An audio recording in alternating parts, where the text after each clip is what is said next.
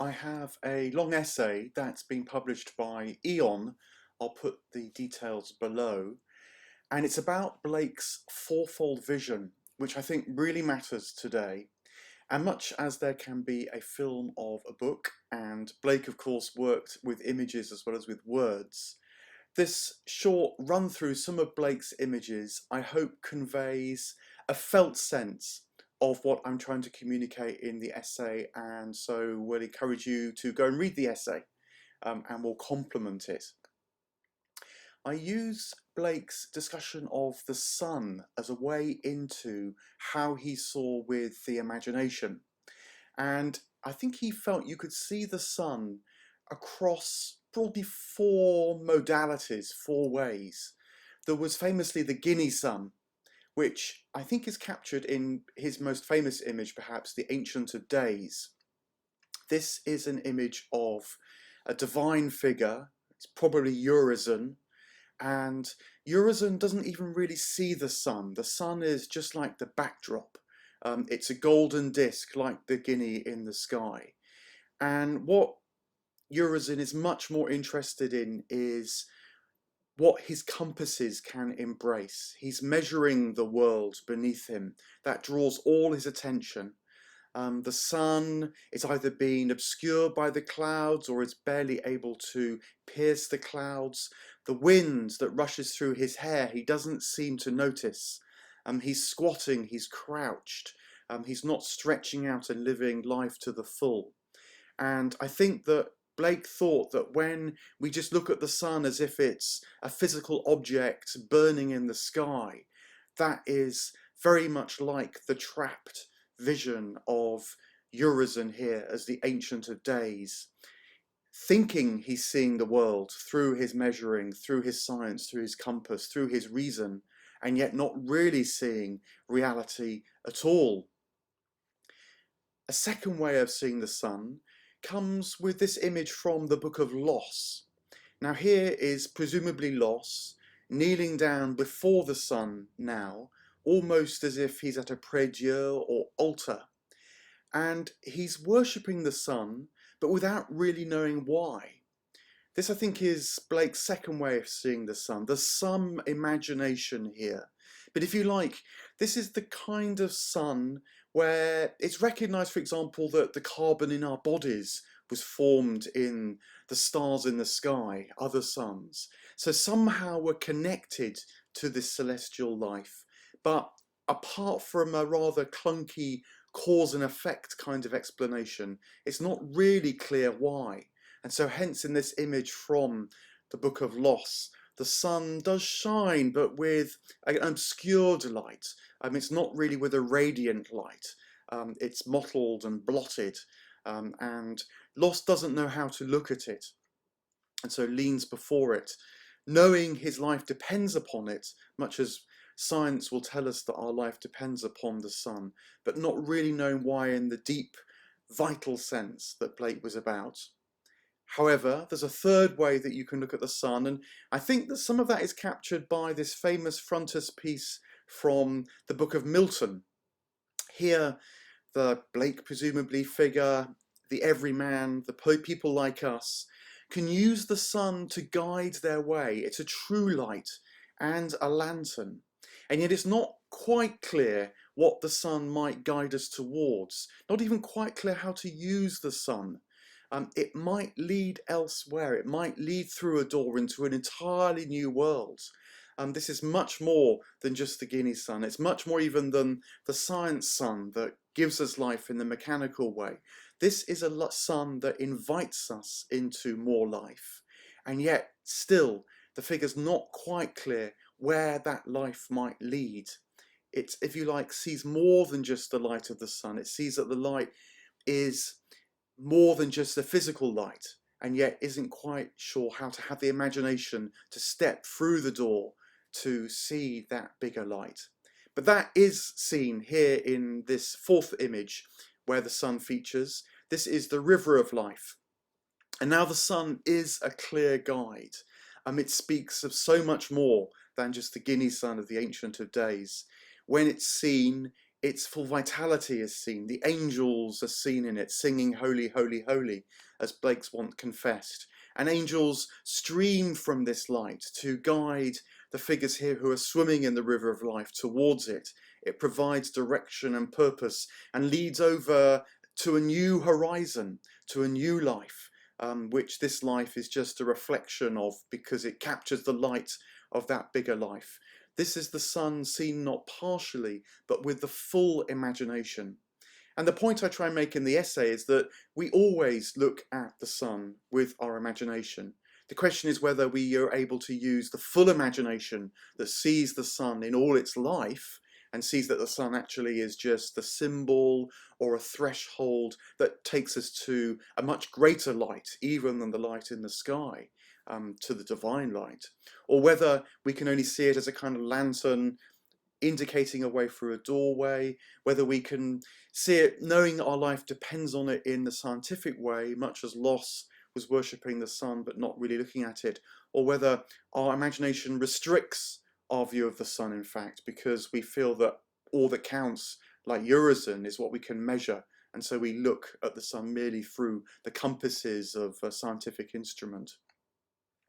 Imagination can reveal more of reality, Blake felt, if we can learn to use and discern our imagination to see that fuller reality.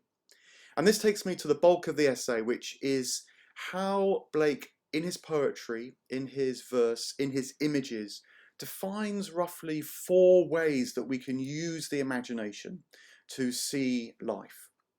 And it begins again with a rather narrow view. Here's the very famous image of Newton. He's a bit of a Urizen character.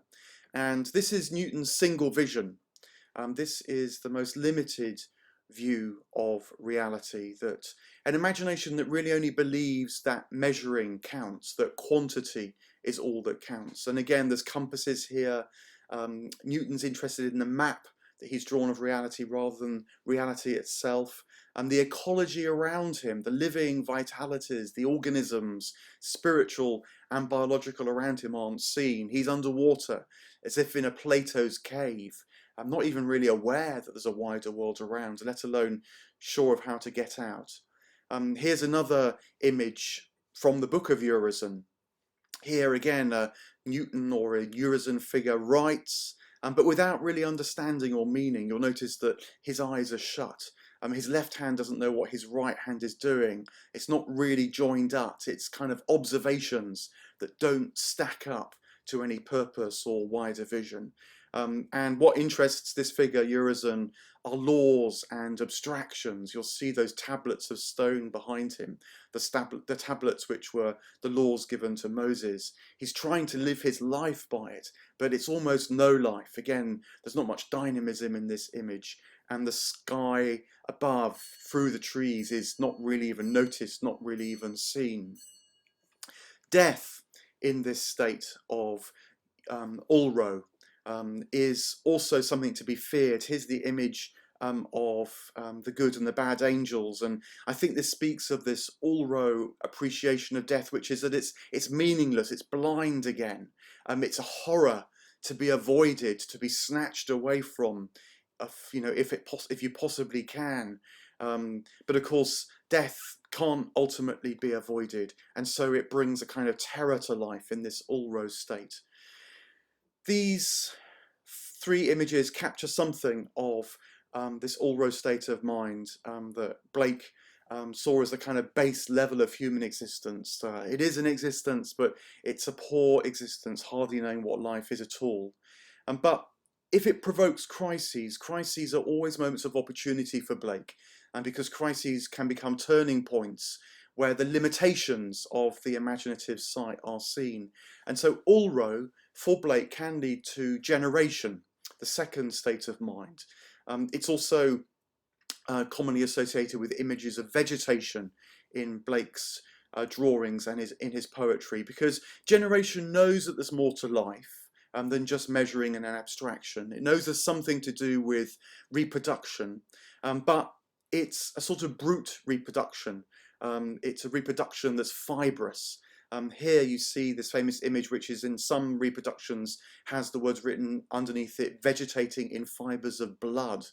And so this is the blood of a polypus. It's tumorous life. It's kind of growth for growth's sake.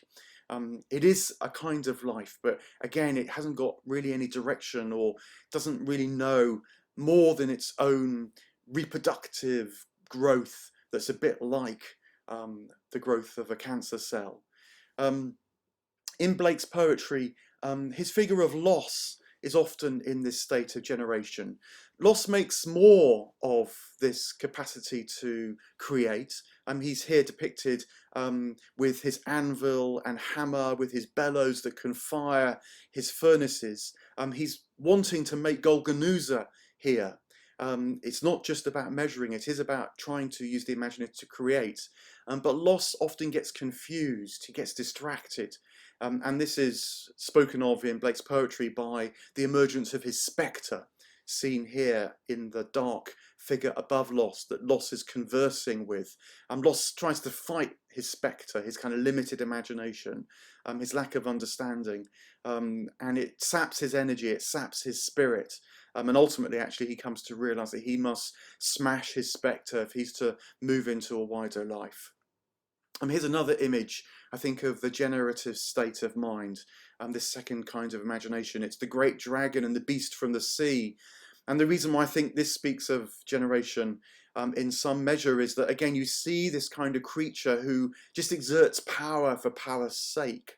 The multiplication of the beast's heads don't really seem to have any purpose or meaning beyond just kind of horrible multiplication.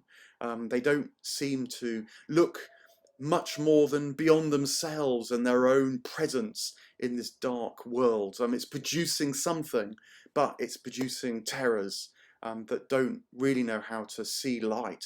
It's a dark world, barely emerged from the waters of the unconscious that trap Newton. Death in this world, I think, is captured by this figure of Nebuchadnezzar. It makes beasts of us, if you like. It terrorizes us because we know that it brings life to an end in generation, but it's a travesty, this ending. It somehow shouldn't happen. It ruins life when it becomes too big, much like it's ruined Nebuchadnezzar's life when his power was taken away from him and turns him into this subhuman who fears his downfall, even as he feels his downfall coming around him. So these are the two states of imagination that Blake called Allrow and generation. They're fallen states. But much as Allrow's crisis can bring a sense that life must have more to it, it must be reproductive in some way, so too generation's crisis, perhaps particularly with its awareness of its own limitations, how it is powerless at the end of our lives, can bring a kind of awakening too. And it led to the third state that Blake called Beulah. Now this is a state of relationship. Reason is subdued, reproduction is subdued to relationship. And this gives a much fuller meaning to life. It can build pleasant places because it can collaborate, not just to make stuff, but to enjoy stuff, to contemplate the world, to point things out, to share the light of life. Here are two friends in this images who are looking at a beautiful city, looking at a vista and a horizon, looking at the sun now with its light. It seems to be guiding them through life as much as just illuminating things. And human beings join hands in this Beulah state. It brings companionship and so relief from the troubles of life as well. Here's another image from Blake's great epic Jerusalem that shows lovers in a lily of life. This is another state of Beulah. Beulah's Gardens is often an image Blake talks about, and here the lovers are making love. They're enjoying life, they're commingling, and they're set in a natural state. There's the sea there, there's the sun there, there's the lily there, the plant, which too has this kind of vitality of sexual reproduction. There's a oneness with nature in Beulah. Things around are seen as I, thou, rather than I, it. This sun has a life, the sea has a life, and the humans making love share that life as well. Death changes in Beulah. Here's Blake's image of pity. And it's seen now not as a terror, not as a travesty, but as a tragedy that brings love to an end, at least the sharing of love in this life. And so pity comes in, and pity, as you see here, rescues the soul from the dead body. So there's the beginning of a sense in Beulah that there might be more to life than just this life.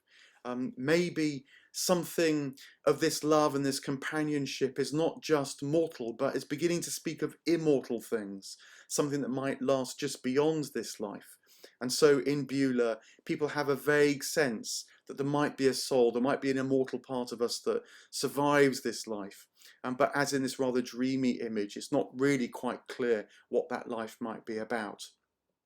There's another side to Beulah as well, which is shown here in this image of Adam and Eve in the Garden of Eden with Satan spying on them.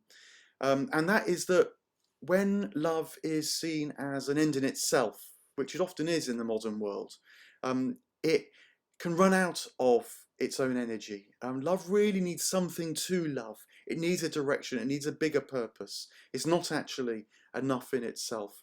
And I think that's partly how Blake understood the myth of the Garden of Eden, that this otherwise lovely state sort of lacked direction, which Adam and Eve began to feel. And so they wanted the love and the light for its own sake. They became possessive, they tried to hold on to it, much as love can become possessive for people now.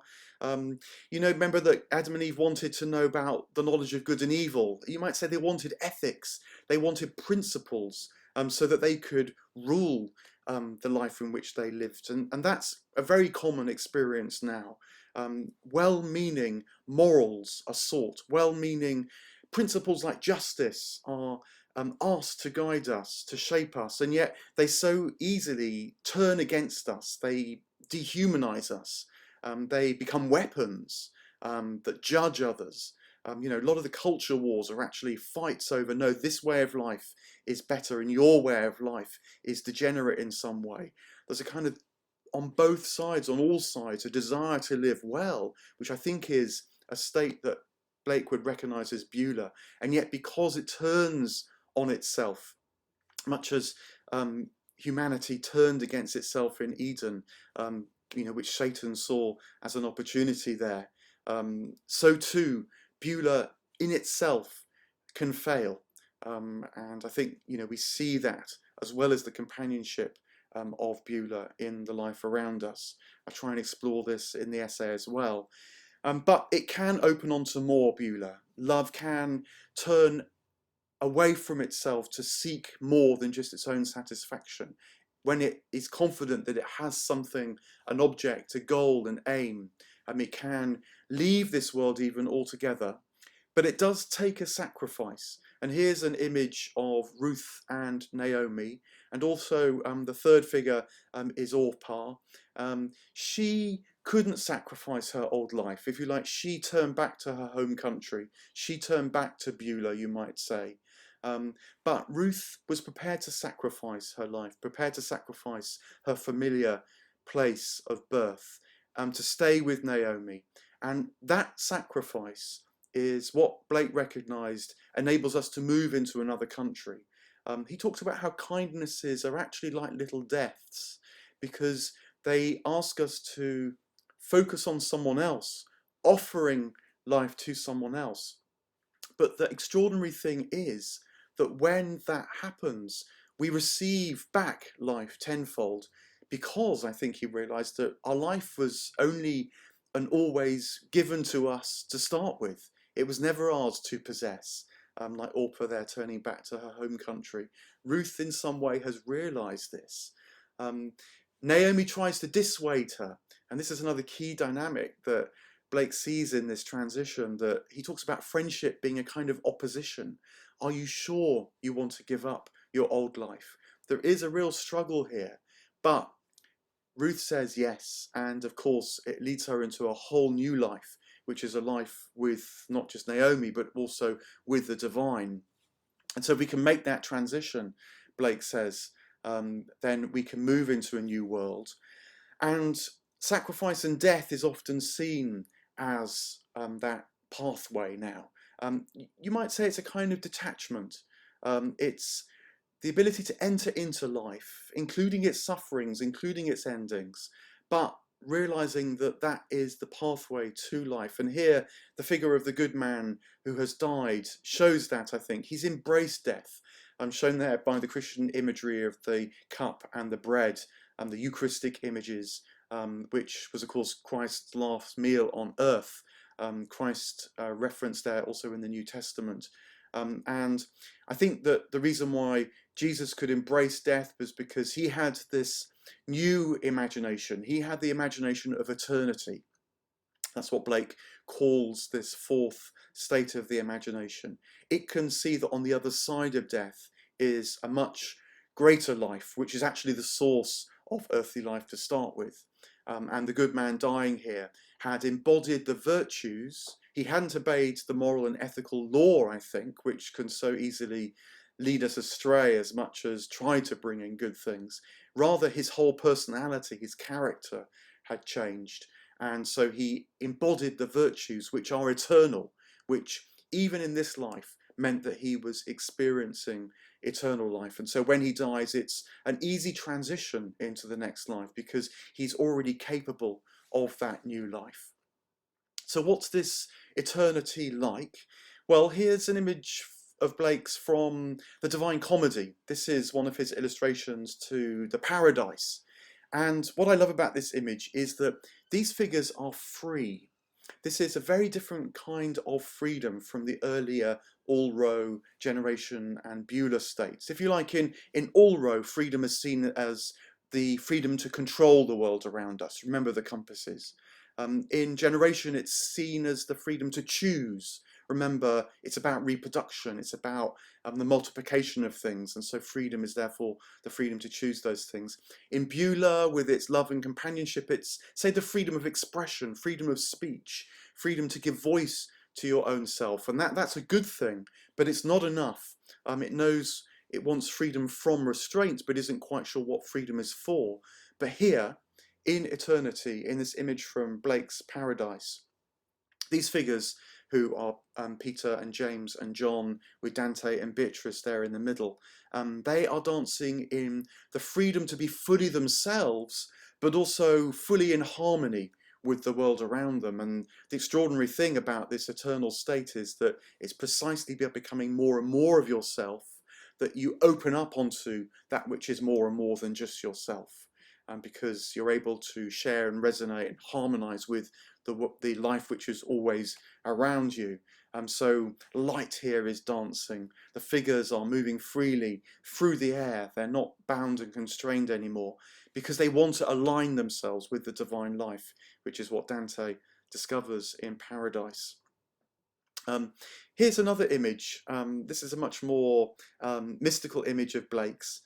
It's called The Sea of Time and Space, but I think speaks very powerfully of this eternal state again, because here, if you look, the forest is alive. This is an ecologically alive space.